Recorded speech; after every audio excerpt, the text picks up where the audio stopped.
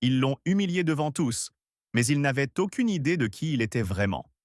Avant de plonger dans cette histoire bouleversante, si vous êtes prêt à vibrer d'émotion, commentez, hein, et abonnez-vous à la chaîne. Si elle ne vous plaît pas, eh bien, donnez un like quand même. Et surtout, restez jusqu'à la fin pour une révélation qui va vous laisser sans voix. Dans l'effervescence de l'aéroport Charles de Gaulle à Paris, le sergent Pierre Dubois, un soldat noir fier dans son uniforme impeccable de l'armée française, foule le sol après une mission éprouvante à l'étranger. Ses médailles scintillent, son nom brodé sur sa poitrine témoigne de son honneur, mais les regards qu'il croise ne brillent pas d'admiration. Une femme blanche, près d'un kiosque à journaux, serre son sac contre elle comme si Pierre était une menace. Des agents de sécurité murmurent, leurs yeux méfiants scrutant chacun de ses pas. La tension monte, l'atmosphère est électrique, saturée de préjugés. Pierre, habitué à ces regards, sent pourtant une colère sourde gronder en lui. Pourquoi, après avoir risqué sa vie pour la France, doit-il encore prouver sa valeur? Soudain, un détail inattendu attire son attention. Un jeune garçon, tenant un drapeau tricolore, le fixe avec admiration, mais sa mère le tire brusquement en arrière, chuchotant des mots empreints de peur. Cette injustice rallume une flamme de rage dans le cœur de Pierre. Il serre les poings, déterminé à ne pas laisser l'ignorance salir son honneur. Mais alors qu'il s'approche des portes de sortie, une voix tranchante déchire l'air. « Toi, arrête-toi tout de suite !» Deux officiers de police, Jacques Martin et Louis Renaud, fondent sur lui, leurs regards chargés de mépris. Ce qui suit va faire bouillir votre sang et vous tenir en haleine jusqu'à la justice finale. La rage bouillonnait dans les veines du sergent Pierre Dubois alors qu'il se tenait immobile, ses yeux sombres fixant les deux officiers de police, Jacques Martin et Louis Renaud, qui venaient de l'interpeller avec une violence verbale à peine contenue. L'aéroport Charles de Gaulle, grouillant de voyageurs, semblait s'être figé dans une tension suffocante. Pierre, encore marqué par le regard apeuré de la mère arrachant son fils et son drapeau tricolore loin de lui, sentait son cœur battre à tout rompre. Il avait survécu à des missions périlleuses pour défendre la France, mais ici, sur son propre sol, il était traité comme un criminel. « Toi, arrête-toi tout de suite !» avait hurlé Jacques, son ton dégoulinant de mépris. Pierre, les mains bien visibles, s'arrêta net, conscient qu'un seul faux mouvement pourrait transformer cette injustice en tragédie. « Quel est le problème, officier ?» demanda-t-il, sa voix ferme mais tremblante d'une colère contenue. Jacques, un homme trapu au regard dur, ricana. « On a reçu un signalement. Un homme noir qui se fait passer pour un militaire. Et regarde-toi, avec cet uniforme volé. » Louis, plus élancé, les yeux perçants, renchérit avec un sourire narquois. « Où as-tu trouvé cet uniforme, hein? Tu crois qu'on va gober tes mensonges ?» Pierre sentit une vague de fureur monter en lui. Volé? Son uniforme, gagné au prix de sueur, de sacrifices et de nuits sans sommeil sous les tirs ennemis? Je suis sergent dans l'armée française. Cet uniforme, je l'ai mérité, répondit-il, son ton vibrant d'indignation. Mais Jacques éclata d'un rire moqueur, s'approchant dangereusement. Mérité? Toi? Ouvre ce sac, tout de suite, ordonna-t-il, désignant le sac de Pierre. Une foule commençait à se rassembler, des murmures s'élevant comme un bourdonnement menaçant. Une jeune femme, Sophie Laurent, brandissait son téléphone, filmant la scène, ses yeux brillants de colère. « C'est du racisme pur et simple !» cria-t-elle, sa voix perçant le brouhaha. Pierre, déterminé à ne pas céder, déclara « Vous n'avez aucun motif valable pour fouiller mes affaires. Je ne suis pas un criminel. » Mais Louis, le visage crispé, s'avança et attrape brutalement le bras de Pierre. « Écoute, mon gars, tu fais ce qu'on te dit, ou on te force. » Le mot « mon gars » résonna comme une insulte, un coup de poignard dans la dignité de Pierre. La foule retint son souffle. Un petit garçon, celui au drapeau tricolore, regarda la scène avec des yeux terrifiés, sa mère tentant de le cacher derrière elle. Soudain, un détail choquant attisa la fureur de Pierre. Jacques arracha le sac de ses épaules et le vida sans ménagement sur le sol. Ses documents militaires, soigneusement pliés, ses médailles d'honneur et même une lettre manuscrite de sa sœur, tout s'étala sous les yeux des passants. « Regardez-moi ça !» Des faux, évidemment, ricana Jacques, ramassant un certificat militaire et le brandissant comme une preuve de culpabilité. Pierre, les poings serrés, sentit son sang bouillir. « Vous pensez que j'ai volé ma propre identité ?» gronda-t-il, sa voix résonnant comme un cri de guerre. Louis, sans un mot, ils l'ont humilié devant tous, mais ils n'avaient aucune idée de qui il était vraiment. Avant de plonger dans cette histoire bouleversante, si vous êtes prêt à vibrer d'émotion, commentez 1 et abonnez-vous à la chaîne. Si elle ne vous plaît pas, eh bien, donnez un like quand même. Et surtout, restez jusqu'à la fin pour une révélation qui va vous laisser sans voix. Dans l'effervescence de l'aéroport Charles de Gaulle à Paris, le sergent Pierre Dubois, un soldat noir fier dans son uniforme impeccable de l'armée française, foule le sol après une mission éprouvante à l'étranger. Ses médailles scintillent, son nom brodé sur sa poitrine témoigne de son honneur, mais les regards qu'il croise ne brillent pas d'admiration. Une femme blanche, près d'un kiosque à journaux, serre son sac contre elle comme si Pierre était une menace. Des agents de sécurité murmurent, leurs yeux méfiants scrutant chacun de ses pas. La tension monte, l'atmosphère est électrique, saturée de préjugés. Pierre, habitué à ces regards, sent pourtant une colère sourde gronder en lui. Pourquoi, après avoir risqué sa vie pour la France, doit-il encore prouver sa valeur? Soudain, un détail inattendu attire son attention. Un jeune garçon, tenant un drapeau tricolore, le fixe avec admiration, mais sa mère le tire brusquement en arrière, chuchotant des mots empreints de peur. Cette injustice rallume une flamme de rage dans le cœur de Pierre. Il serre les poings, déterminé à ne pas laisser l'ignorance salir son honneur. Mais alors qu'il s'approche des portes de sortie, une voix tranchante déchire l'air. « Toi, arrête-toi tout de suite !» Deux officiers de police, Jacques Martin et Louis Renaud, fondent sur lui, leurs regards chargés de mépris.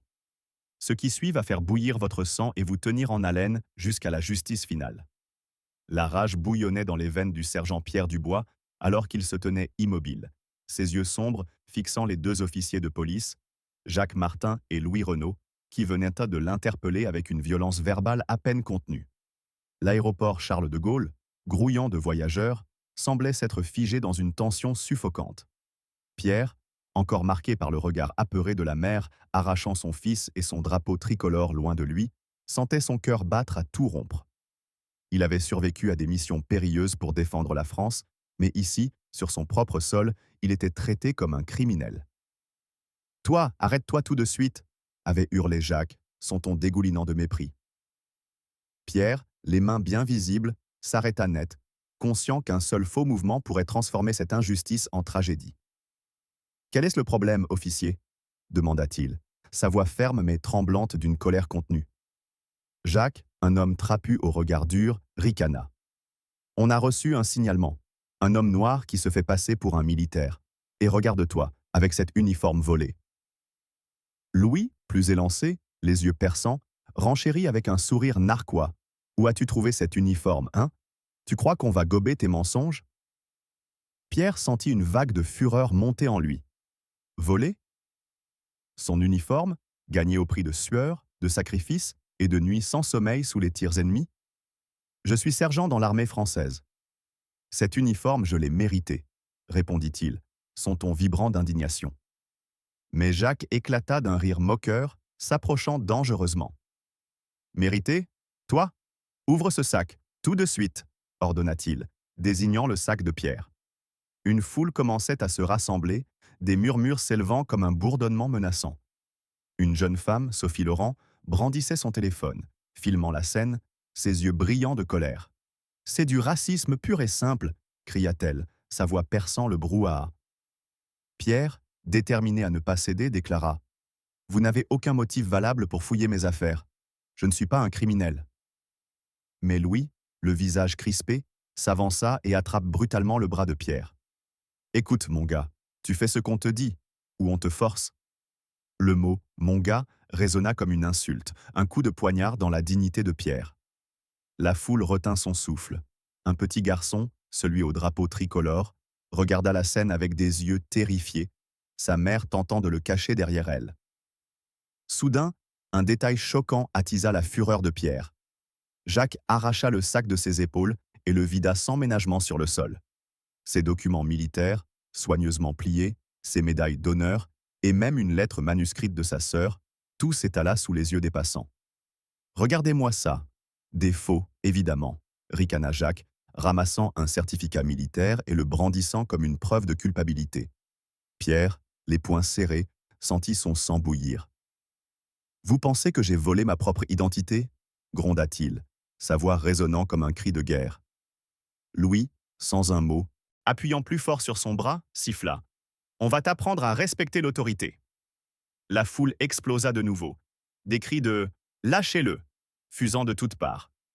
Sophie Laurent, la jeune femme qui filmait, zooma sur les médailles au sol, criant Regardez ces médailles, ce sont celles d'un héros, pas d'un voleur.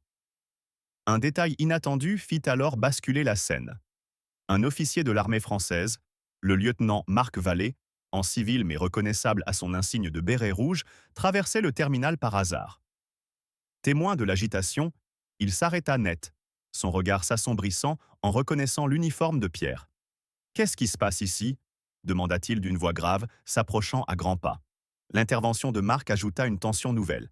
Il s'adressa directement aux officiers. « Cet homme est un sergent de l'armée française. Relâchez-le immédiatement et montrez-moi vos badges. » Jacques, décontenancé, tenta de répliquer. « On suit une plainte. Il correspond au signalement d'un imposteur. » Mais Marc, inflexible, pointa les médailles au sol. « Ces médailles sont authentiques. Vous osez salir l'honneur d'un soldat ?» La foule, enhardie par cette voix d'autorité, redoubla ses cris. Une femme lança un drapeau tricolore miniature vers Pierre, un geste spontané qui atterrit à ses pieds, comme un symbole de soutien.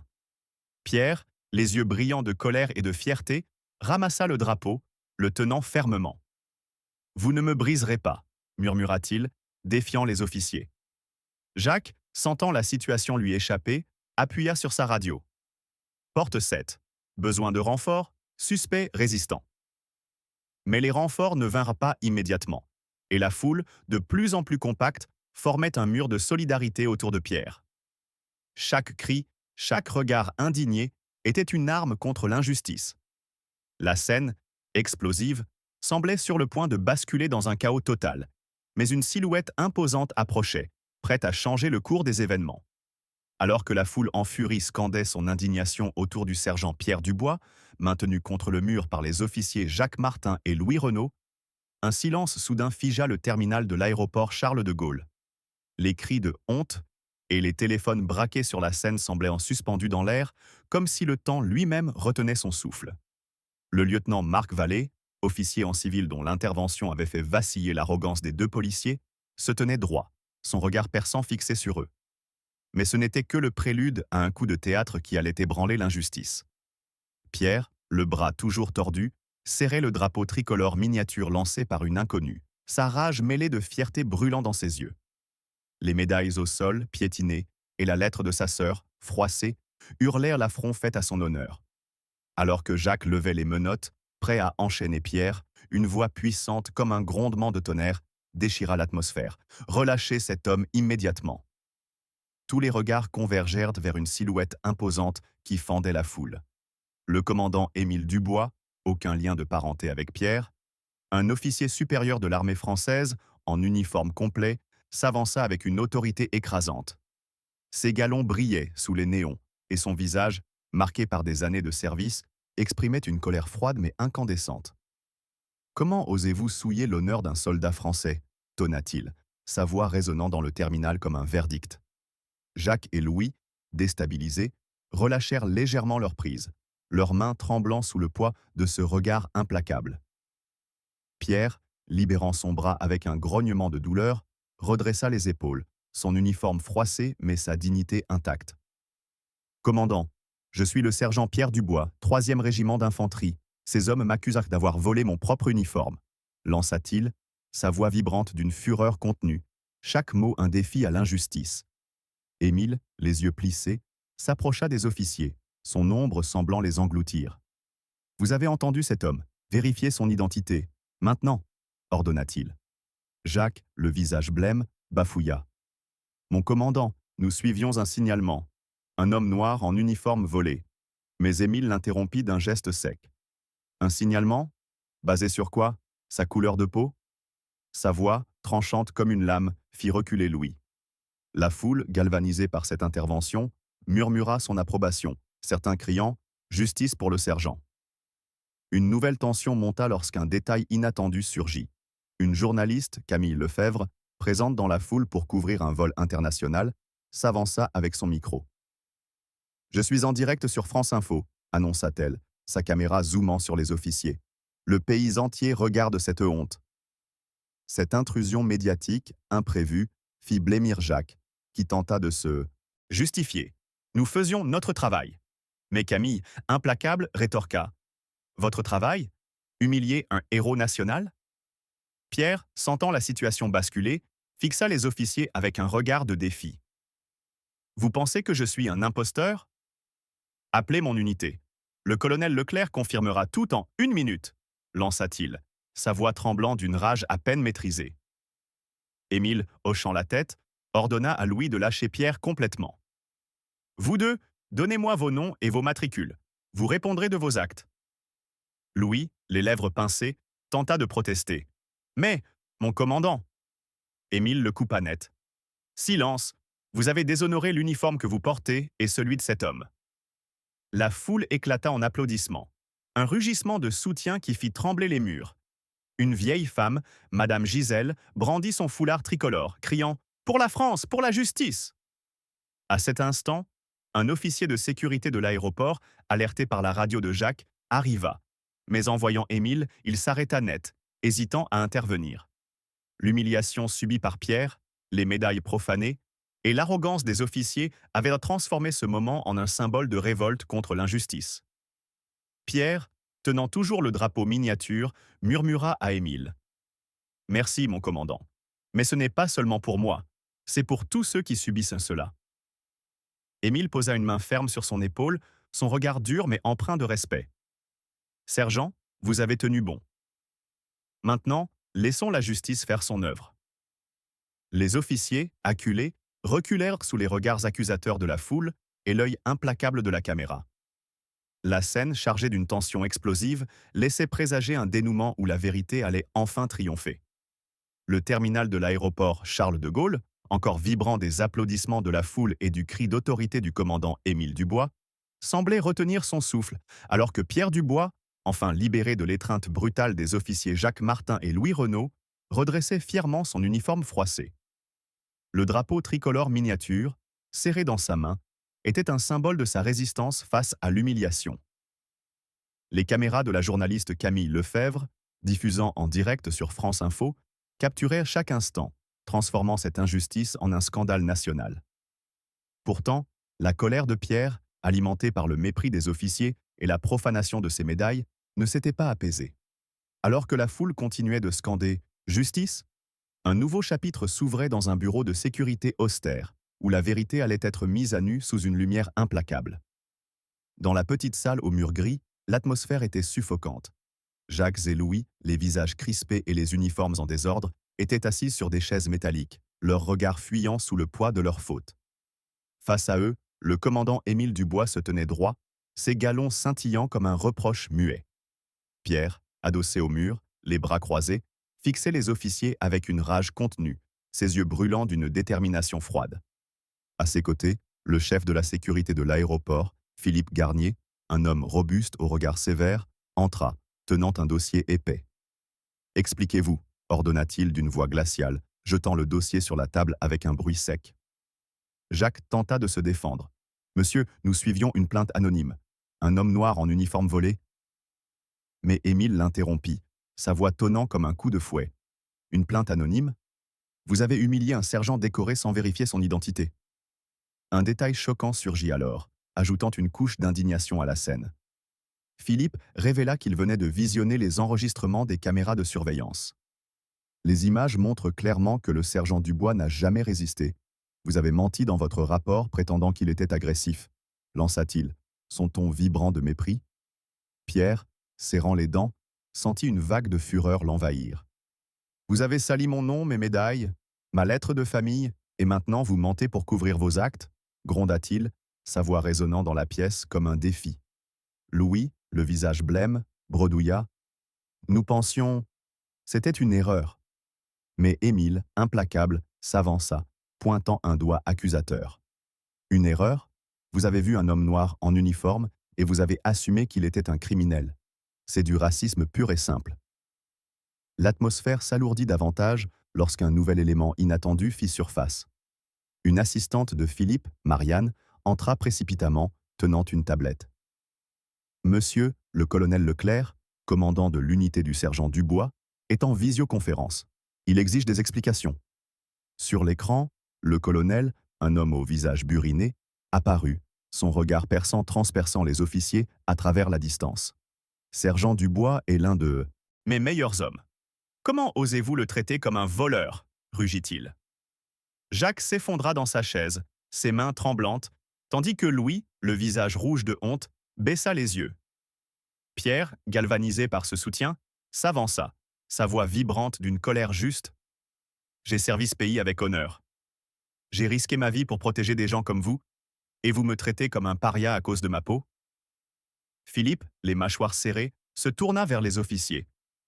Vous avez non seulement violé les droits d'un soldat, mais aussi falsifié un rapport officiel. C'est une faute grave. Il marqua une pause, son regard glacial les clouant sur place. Vous êtes suspendu, sans solde, en attendant une enquête complète. Si votre culpabilité est confirmée, vos badges vous seront retirés. Jacques, désespéré, tenta une dernière défense. Monsieur, nous ne savions pas. Mais Pierre l'interrompit, sa voix comme une lame. Vous ne saviez pas? Vous avez choisi de ne pas savoir. Vous avez choisi de me juger sur ma couleur plutôt que sur mes actes. La pièce devint silencieuse, le poids de ces mots écrasant les officiers. Émile, posant une main sur l'épaule de Pierre, ajouta « Cet homme mérite des excuses. Et vous, vous méritez les conséquences. » La tension dans le bureau était palpable, chaque mot prononcé comme un coup porté à l'injustice. Pierre, tenant toujours le drapeau tricolore, sentit une lueur d'espoir percer sa colère. Ce n'était pas seulement sa victoire, mais un pas vers la justice pour tous ceux qui, comme lui, avaient été jugés à tort. Alors que Jacques et Louis quittaient dans la pièce, tête baissée, l'écho de leurs pas résonnait comme un aveu de défaite. La vérité enfin prenait le dessus, mais le combat de Pierre était loin d'être terminé. Le silence oppressant du bureau de sécurité de l'aéroport Charles de Gaulle pesait comme une lame prête à trancher. Le sergent Pierre Dubois, debout, le regard brûlant d'une colère contenue, serrait toujours le drapeau tricolore miniature, symbole de sa résilience face à l'humiliation infligée par les officiers Jacques Martin et Louis Renault. La visioconférence avec le colonel Leclerc, la révélation des mensonges des officiers via les images de surveillance et la fureur du commandant Émile Dubois avaient fait vaciller leur arrogance. Mais la tension, loin de s'apaiser, s'intensifiait dans ce huis clos où la justice allait rendre son verdict. Jacques, affalé sur sa chaise, triturait nerveusement son badge, tandis que Louis, le visage crispé, évitait le regard perçant du chef de la sécurité, Philippe Garnier. L'atmosphère était saturée d'une indignation collective, prête à exploser, alors qu'un nouveau rebondissement allait sceller le sort des officiers. Philippe, les bras croisés, brisa le silence d'une voix tranchante. Vous avez non seulement déshonoré un soldat, mais aussi menti pour couvrir votre racisme. Il ouvrit le dossier sur la table, révélant une liste de plaintes antérieures contre les deux hommes. 6 signalements pour abus de pouvoir et discrimination raciale en 3 ans, tonna-t-il, ses mots claquant comme un fouet. Pierre, les poings serrés, sentit une rage incandescente monter en lui. 6 fois? Combien d'autres ont souffert à cause de vous? Rugit-il, sa voix résonnant dans la pièce comme un cri de justice. Jacques tenta de se défendre. Ce sont des malentendus, monsieur. Mais Émile, s'avançant d'un pas, le coupa net. Un malentendu? Traiter un héros comme un criminel à cause de sa peau, c'est une faute impardonnable. Un élément inattendu fit alors grimper la tension. Marianne, l'assistante, entra à nouveau, tenant un téléphone. Monsieur Garnier, un message vocal de la famille d'un autre plaignant, un étudiant sénégalais, agressé par ses officiers l'an dernier. Il demande justice pour le sergent Dubois. Le message diffusé dans la pièce était déchirant. Un jeune homme, la voix brisée, racontait comment Jacques et Louis l'avaient humilié sans raison. Pierre, bouleversé, sentit sa colère se mêler d'une douleur profonde pour toutes les victimes silencieuses. Vous n'avez pas seulement brisé ma dignité, vous avez brisé celle de tant d'autres, lança-t-il, son regard transperçant les officiers. Philippe, les mâchoires serrées, se tourna vers eux. Suspension immédiate sans solde. Une enquête disciplinaire déterminera si vous perdez vos badges pour de bon. Louis, au bord de l'effondrement, murmura « Ce n'est pas juste ». Mais Pierre, s'avançant, planta son regard dans le sien. « Pas juste? Être jugé pour ma couleur, être poussé contre un mur, voir mes médailles piétinées, ça, ce n'est pas juste. Sa voix, vibrante d'une fureur légitime, fit trembler la pièce. Émile, posant une main ferme sur son épaule, ajouta « Vous avez déshonoré l'uniforme que vous portez. Sortez d'ici. » Jacques, les épaules voûtées, et Louis, le visage défait, se levèrent, leurs pas lourds résonnant comme un aveu de défaite. Mais avant qu'ils ne franchissent la porte, un dernier détail bouleversant surgit. Un employé de l'aéroport entra, tenant les médailles de Pierre, ramassées et nettoyées par la foule dehors. « Les gens veulent que vous les repreniez, sergent, » dit-il, la voix émue. Pierre, prenant les médailles, sentit une lueur d'espoir percer sa colère. La justice, enfin, prenait forme. Si cette lutte pour la vérité vous bouleverse, commentez, vérité, et abonnez-vous pour ne pas manquer la suite. Partagez cette histoire pour que l'injustice ne reste pas dans l'ombre, et découvrez bientôt comment Pierre transforme cette épreuve en un combat pour tous. Vous serez surpris par ce qui arrive ensuite. Alors que Jacques Martin et Louis Renault quittèrent le bureau de sécurité de l'aéroport Charles de Gaulle, leurs silhouettes voûtées disparaissant sous le poids de leur disgrâce, une tension électrique persistait dans la pièce. Le sergent Pierre Dubois, tenant ses médailles soigneusement ramassées par la foule, sentait encore la colère pulser dans ses veines. Le message vocal d'une victime précédente, un étudiant sénégalais humilié par les mêmes officiers, résonnait dans son esprit, amplifiant sa détermination à ne pas laisser cette injustice s'éteindre. Le commandant Émile Dubois et le chef de la sécurité Philippe Garnier échangeaient un regard grave, conscients que ce moment marquait un tournant. Mais Pierre, loin de se contenter de la suspension des officiers, était prêt à transformer sa rage en un cri pour la justice, un cri qui allait ébranler les consciences. Il s'avança d'un pas ferme, ses médailles scintillant sous la lumière crue du bureau. « Ce n'est pas assez », lança-t-il, sa voix vibrante d'une fureur contenue mais explosive. « Ces hommes ont brisé ma dignité, sali mon uniforme, et ils l'ont fait à d'autres avant moi. Combien de vies ont-ils détruites avec leurs préjugés ?» Ces mots, comme des éclairs, frappèrent en la pièce. Philippe, les mâchoires serrées, hocha la tête. « Vous avez raison, sergent. Leur suspension n'est qu'un début. » Mais Pierre, brandissant le drapeau tricolore miniature, poursuivit. « Ce drapeau représente l'honneur de la France. Je l'ai porté dans des zones de guerre, et eux, ils l'ont souillé en me traitant comme un criminel. » Sa voix, chargée d'une indignation brûlante, fit frémir Émile, qui posa une main sur son épaule. « Vous parlez avec la force d'un vrai soldat, » murmura-t-il. Un rebondissement inattendu surgit alors, attisant l'attention. Une lettre, glissée parmi les documents de Pierre, fut ramassée par Marianne, l'assistante. C'était une citation militaire, signée par le président de la République, honorant Pierre pour un acte de bravoure lors d'une mission au Mali. « Vous êtes un héros décoré par la nation », s'exclama Marianne, les yeux écarquillés. Cette révélation, comme un coup de tonnerre, fit vaciller Philippe. « Et vous, vous avez osé accuser cet homme d'imposture » rugit-il, son regard se tournant vers l'endroit où les officiers avaient disparu. Pierre, les poings serrés, fixa la lettre. « Ce n'est pas pour moi que je me bats. C'est pour tous ceux qui, comme cet étudiant, n'ont pas eu de caméra pour les défendre, pas de foule pour crier leur vérité. » Émile, la voix grave, s'adressa à Pierre. « Votre courage aujourd'hui a forcé la lumière sur leurs actes.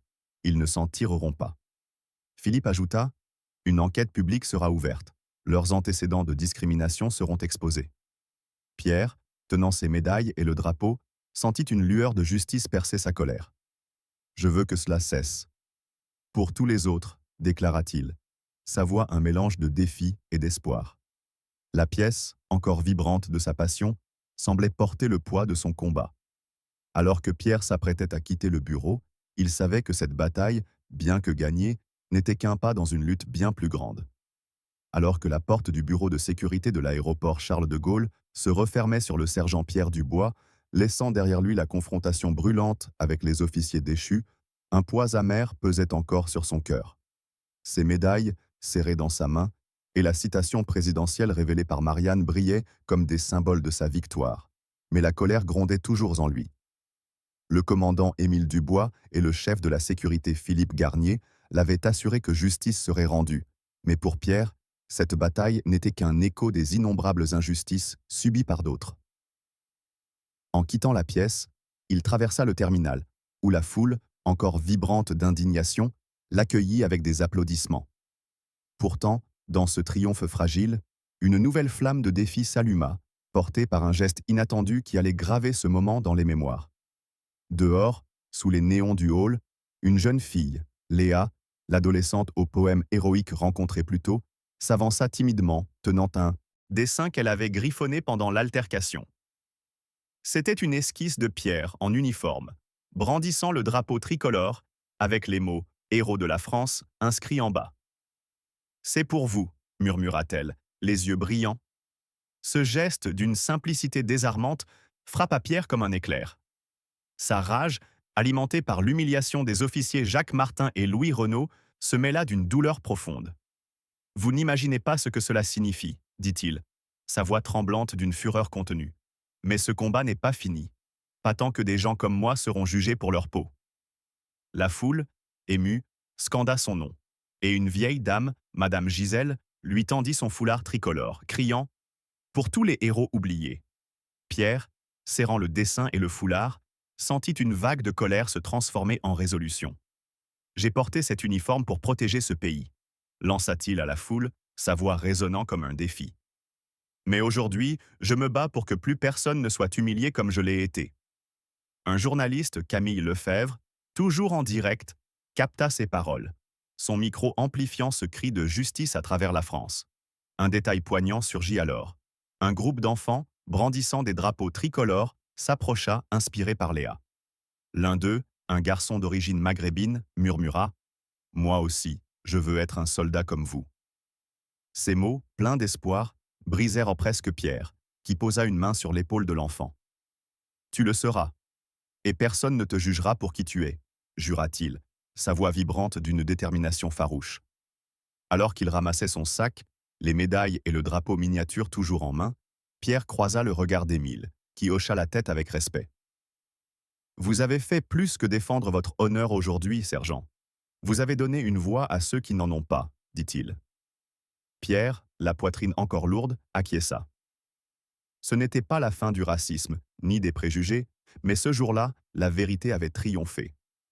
En s'éloignant, sous les applaudissements de la foule, il savait que son combat, et celui de tant d'autres, ne faisaient que commencer.